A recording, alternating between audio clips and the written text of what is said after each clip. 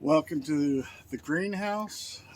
We're getting ready for our 2022 growing season. So we're going to start with seedlings, but I just want to give a quick introduction to why we're making these videos. First of all, we are not experts in this field. We have been full-time gardening for about 2 years now. In talking with relatives and friends, they asked if we could maybe do a video and show them how we do it. Like I said, we are not experts by any means. But our ground here is basically clay-based, so it's really hard to plant in the ground unless you amend it really well. So what we do is we grow in these buckets. We do 2 gallon, 3 gallon, and 5 gallon buckets. 5 gallons are for the ones that are like tomatoes and the bigger plants. 3 gallons we use for our peppers, and herbs and flowers we put in 2 gallon buckets. We'll get to the actual how we do the planting within these buckets in a later video. But today what we're going to be doing is the starting of the seeds so that we can transplant them into the buckets.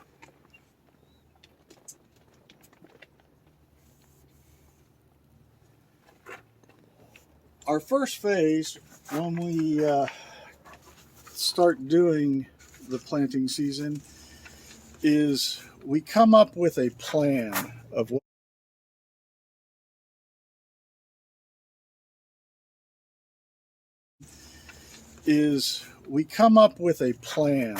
what we're going to do. Now, as you can see, Sherry has done a wonderful job putting it down on paper.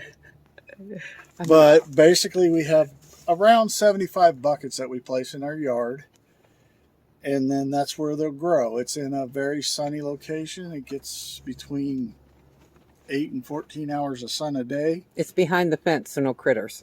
It's behind a fence. We do keep these behind a fence to reduce the outside critters. Now, we still get bugs and things like that, but we don't get the raccoon or whatever coming over to get into it. From that diagram, what we do, sorry, Notepad saves us every day. What we do is, how are we going to fill those buckets? So we come up with a list based upon type of what we're going to do by way of seedling versus by way of direct planting. Now, several things don't transplant really well, like cucumbers, zucchini. Well, they do, but they don't. Okay. Cucumbers, zucchinis, the dragon tail radishes that we grow.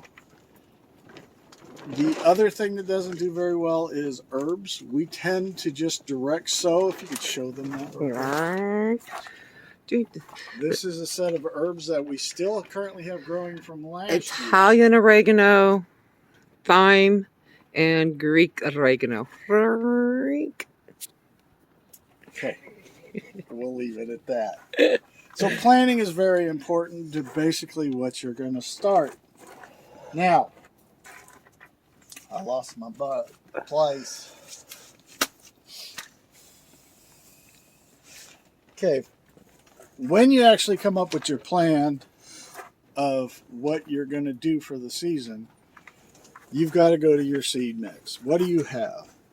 We have a couple of storage cases that we have most of our seeds in, but whatever that was, we also have stuff that we've harvested ourselves. For example, these are sweet peppers, jalapenos. So we've harvested from previous years to keep the seeds going. Now, talking about harvesting, we're going to do it a little later time. because we have a whole bunch of flowers that we harvested last year, but we haven't gotten down to the seed. So we'll show you that process. That should be somewhere in March when we do that one. But we have enough from previous years that we can still start our seedlings or start our plants. Okay. Over here is the type of pots and containers that we use, or trays, for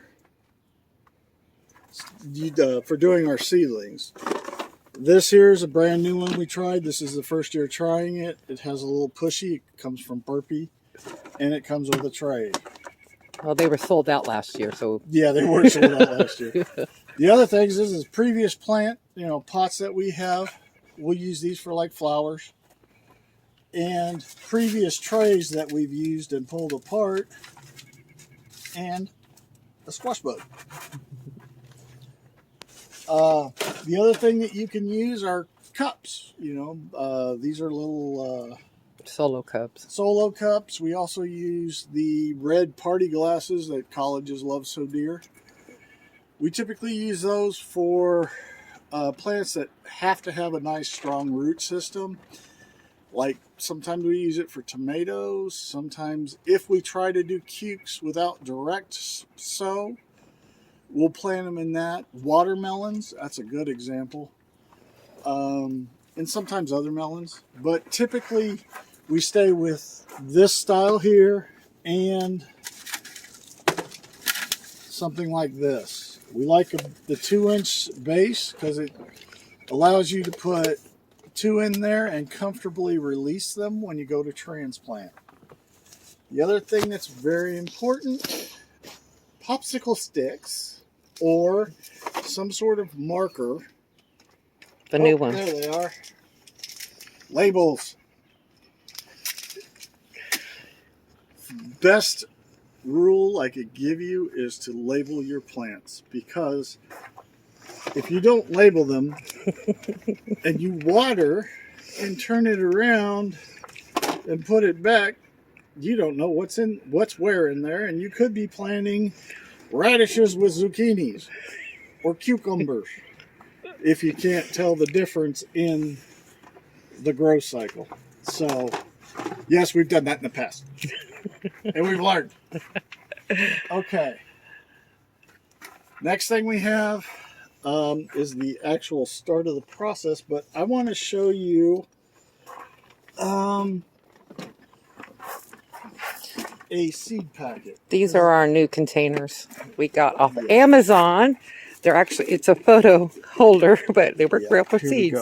Okay, I've got 2 types of packets, one from Burpee and one from Baker Creek. We use Baker Creek and Burpee as, if we have to purchase them, we try there, but we do go through and hit the Menards and places like that for the really cheap brand.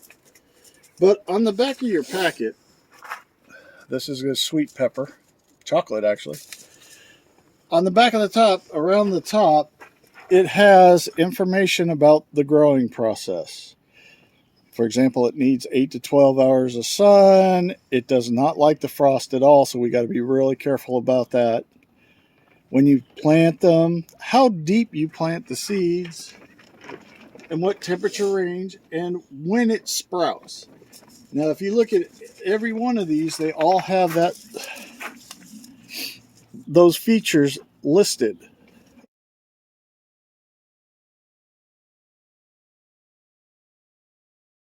Over here, across the middle. So the back of your seed pack is very important. Most seeds, when you plant them, they say to start your seeds X number of days before you want them in the ground. Okay. Our typical freeze date here in Indiana is... Don't plant in ground until after Derby. Don't plant until after Derby, which is the first weekend in May. But we tend to start around April 15th. Tax day is just an easy day to remember, so we try to start there. Now, most plants, vegetables, flowers, etc., say give it 6 to 10 weeks before, or to plant seeds before you put them in the ground or in your buckets.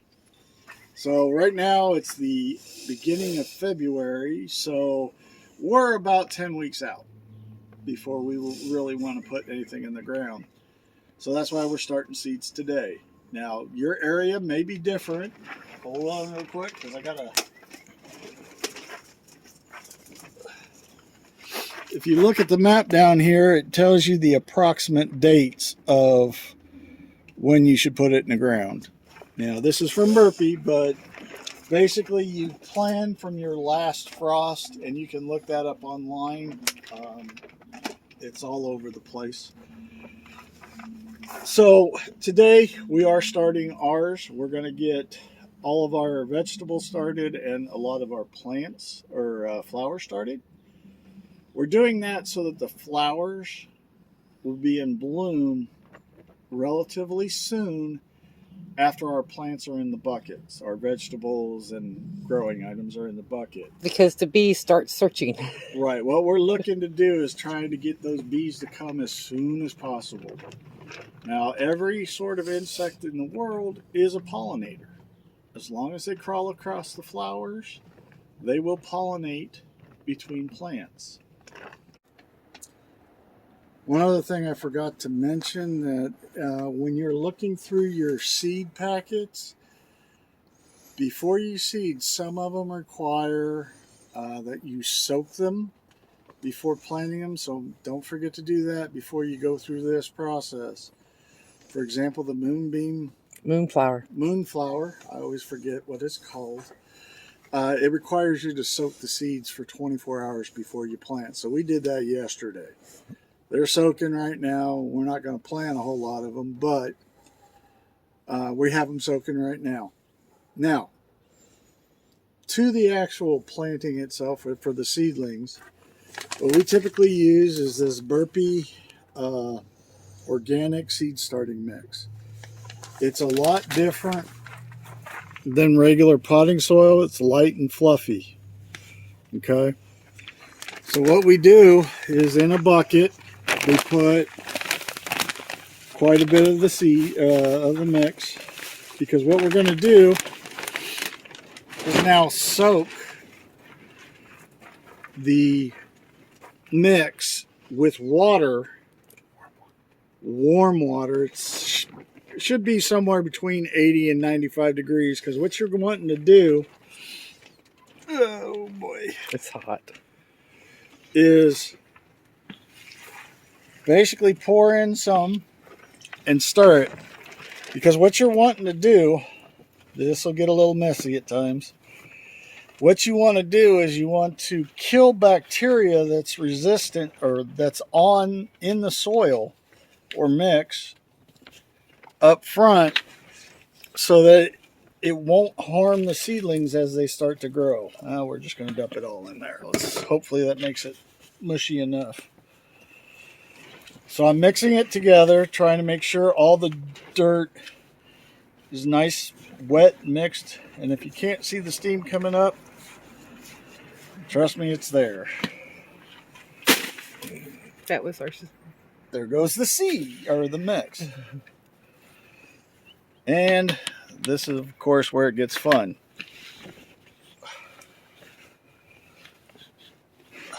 Just mix it together, make sure it's nice and compact, so when you squeeze it, a little bit of moisture comes out. So you want to get that nice and good. You also want it warm, because it will also start the germination faster. Yes, it does jumpstart the germination process, but you can't plant them if the soil is extremely hot. It's warm right now. So I'm just making sure it's mixed pretty well together. And what I'm going to do is basically, here's a set of trays that I'm going to do, is I just take it and dump it in. As I'm doing this, I'm lightly tapping them down to start with, because what I do is, after I plant the seeds, I sprinkle a little bit more on top. Most plants require about 1/4 inch to 1/2 inch, so I tuck them down to about that depth, and then I'll come back afterwards and I'll fill in the remainder. So that's kind of what I'm doing right now.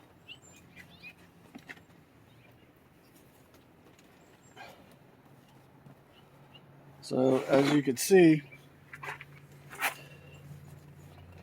I've got the mix. Okay, so there's a tray.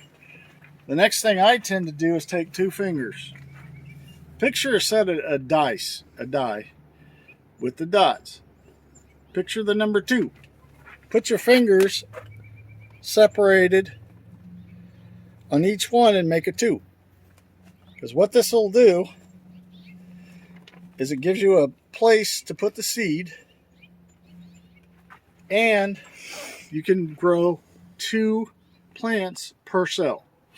Now, it's important to do it that way because when you go to actually transplant them, you can easily rip it apart and the roots will not intertwine. So it comes apart easy to do the transplanting. So that's basically what that is. We're going to pause for a second so I can fill up the rest of the trays. Okay, we've got our trays all set up. We're just going to be planting the one, and then when we go inside the house and put them on their shelves, there's going to be 4 of them. So we're doing this one first, and this is going to be our paste style tomatoes. For this style of tray, it's broken apart A side, or 1 side, 2 side, A, B, C, and D, and I've labeled what I'm going to plant in each one of them. Very important, label what they are and make sure you have one. By doing it this way on this, It's labeled on there A, that's B. D. Oh, that's okay. D, C, B, A, side 1, side 2. And we'll just keep this with the tray. We won't actually put it inside the tray, because if we do that, it's going to get wet. We don't want that. But like I was saying earlier, here they are. For the different style of trays, you want to make sure you put a label in each one. That way you know exactly what's where, and of course you don't plant the tomatoes with the zucchinis or whatever. Because everything looks the same when it starts out. We'll go into that a little bit. All right, so in this first one, we have Aroma Tomatoes, and this is a pack from last year, Simple Aroma. What we typically do is, if we can get it open, Sherry, help me. I put it into my hand. I'm doing 2 cells of Aroma, so I need about a few. So what I do is, in my number 2 die, I put 1 in each one. That's in case you always double, that way in case one seed decides not to sprout. When we do it, what we typically do is we wanted a total of 2 plants for the year. So what we do is we plant 2 cells for the 2 plants, but we plant 2 in each cell. That way, if one doesn't die, or one dies, I should say, we still got a good plant. Now, the other thing that we look at when we go to transplant is which one looks more healthy. So if this one grows up nice and tall and this one only grows up to there, I'm not going to plant that one.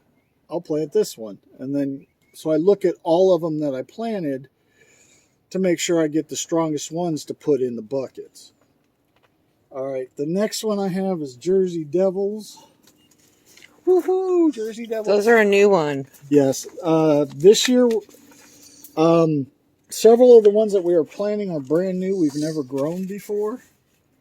So, once again, I put 1 in each hole. We got a catalog in December, and I went Yes. through it and marked it like a kid's wish book for toys, and Mark ordered everything I marked. Because I want her to be happy. Gardening makes me happy. All right, the next one that we have is the Amish paste. Now, this is a bigger paste tomato. It has less seeds. And hopefully I still have them in the pack. It's a bigger paste style tomato because we want to try making our own sauces this year. So we're doing, instead of 2, we're doing 3 cells of this. So once again, it's the same process, 1 in each hole. And plus, we're also giving a couple of these away to Right. AKA Rue and Jim and Karen. Yes, the ones that aren't as strong as we'd like, the ones we don't plant, we typically give them away if they're feasible to other people. The majority of stuff we actually grow, we're giving away to friends and family because we can only eat so much, and we've got 75 buckets of things. Those are all, that's actually all rosemary and sage. Ease off your herbs. And the last one that I'm planting in here is called a Tomarillo. Again, this is the first time planting, so we don't know how this is going to go. Didn't have one on that finger. Some of these seeds are extremely tiny. I can't see if we can. No, you too many white puffs to see the seeds. Okay, so those are our paste tomatoes for this year. It's going to turn out to be 8 buckets in total. Now, once I've got the seeds in their spot, I'm going to take a little bit more of the seed mix, or the seedling mix, and I'm putting it on top to create that 1/2 inch to 1/4 inch berry. Now, because the dirt's warm, it should start the germination process fairly early.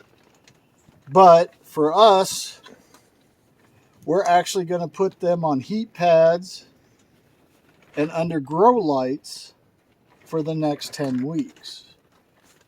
Just to keep them warm and happy. Okay, so now they're all covered up. This one's ready to go. Now, normally I would have a spritzer bottle here.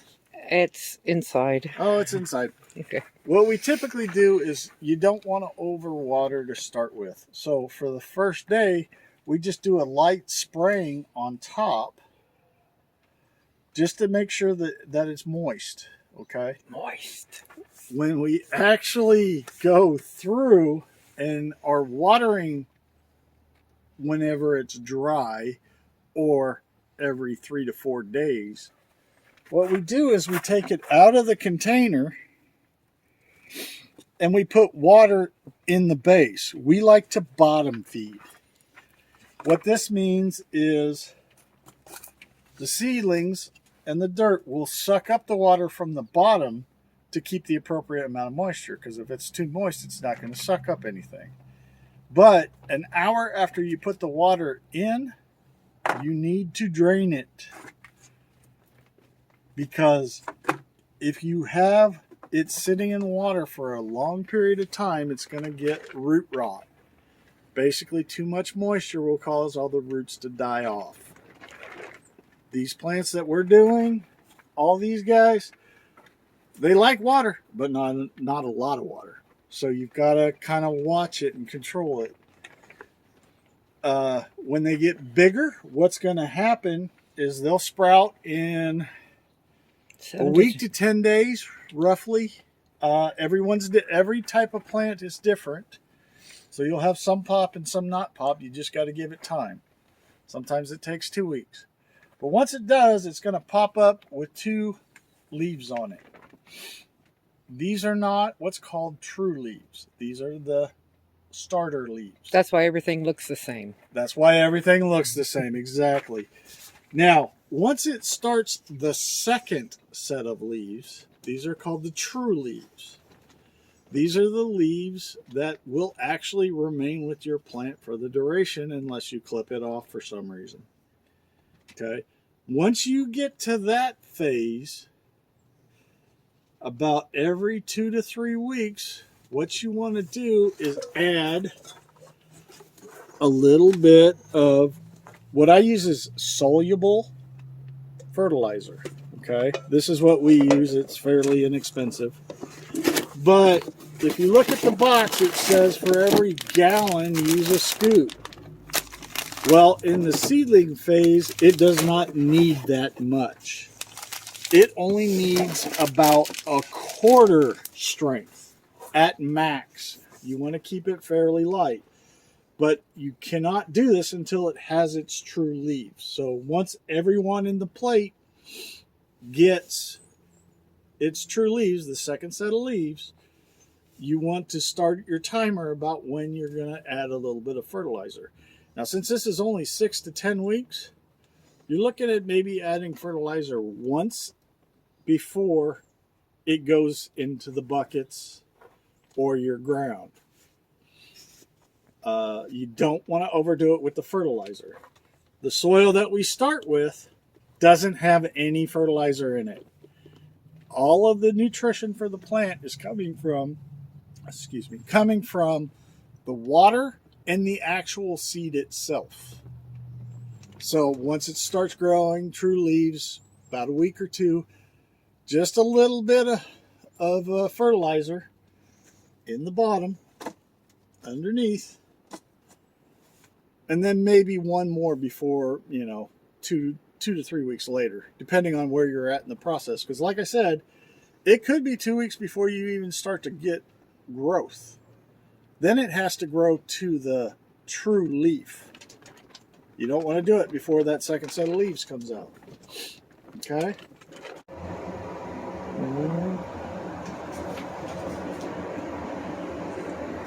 Kayla's room has been transplanted to the plant room. Yes, welcome to the plant room in the house.